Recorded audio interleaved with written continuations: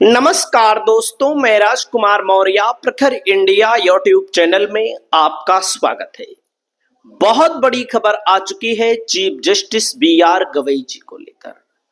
B R Gavai जी जब से chief justice बने हैं, एक से बढ़ करके एक बड़े फैसले ले रहे हैं, एक से बढ़कर एक कड़ी टिप्पणी कर रहे हैं, जिससे मनुवादियों को, संविधान विरोधियों को मिर्ची लग रही है और संविधान विरोधी मनुवादी लोग बी आर गवई जी पर अपमानजनक टिप्पणी करते हैं।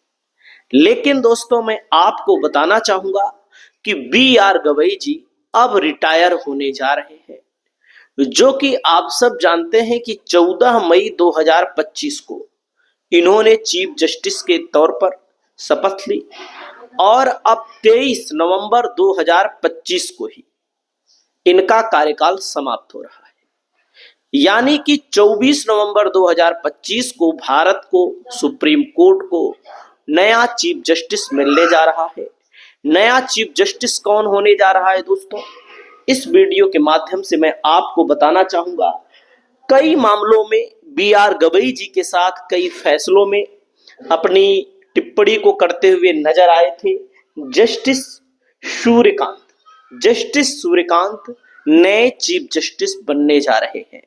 जस्टिस सूर्यकांत के बारे में जानते हैं, देख सकते हैं। जस्टिस सूर्यकांत होंगे देश के मुख्य न्यायाधीश।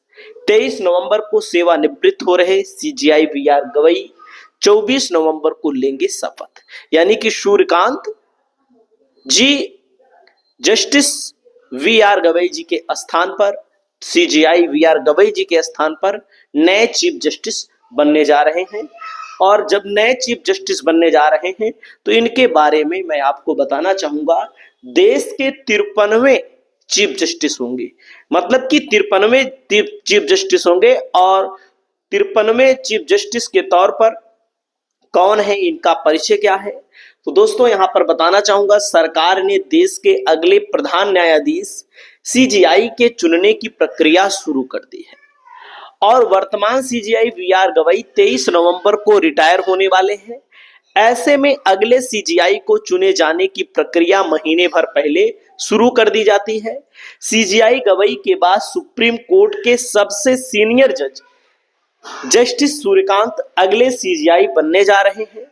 प्रक्रिया और नियम के अनुसार सुप्रीम कोर्ट और हाई कोर्ट के जजों की नियुक्ति, ट्रांसफर और प्रमोशन के नियम को निर्धारित करने वाले डॉक्यूमेंट्स में कहा गया है कि सुप्रीम कोर्ट में भारत के सीजीआई पद के पर नियुक्ति उस अदालत के सबसे वरिष्ठ जज की होनी चाहिए जिन्हें पद धारण करने के लिए सबसे उपयुक्त समझा जाए।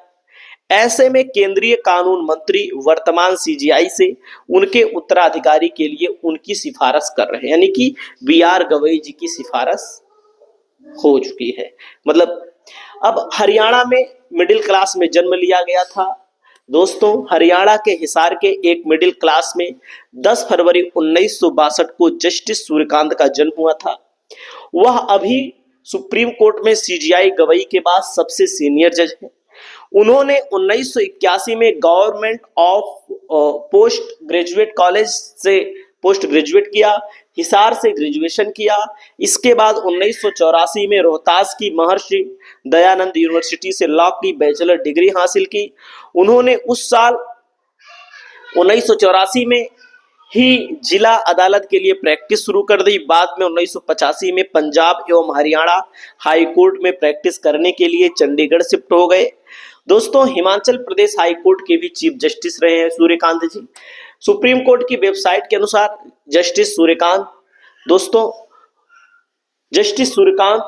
कॉन्स्टिट्यूशनल सर्विस और सिविल मामलों में स्पेशलाइज्ड हैं। कई यूनिवर्सिटी, बोर्ड, कॉरपोरेशन, बैंक, वह खुद हाई कोर्ट को भी रिप्रेजेंट किया है। और 7 जुलाई 2000 को हरियाणा की सबसे युवा एडवोकेट जनरल नियुक्त किए गए। मार्च 2001 में वरिष्ठ अधिवक्ता के रूप में नामित किया गया। इसके बाद 9 जनवरी 2004 को पंजाब और हरियाणा हाई कोर्ट के अस्थायी न्यायाधीश के रूप में भी पदोन्नति होने पर हरियाणा के एडवोकेट जनरल के पद पर रहे। 22 फरवरी 2011 को लगातार 2 कार्यकाल के लिए 23 फरवरी 2007 को राष्ट्रीय कानूनी सेवा प्राधिकरण के लिए शासी न्याय के सदस्य भी रहे। 5 अक्टूबर 2018 से हिमाचल प्रदेश के हाई कोर्ट चीफ जस्टिस बने। इसके बाद 24 मई 2019 में सुप्रीम कोर्ट के जज के रूप में प्रमोट हुए।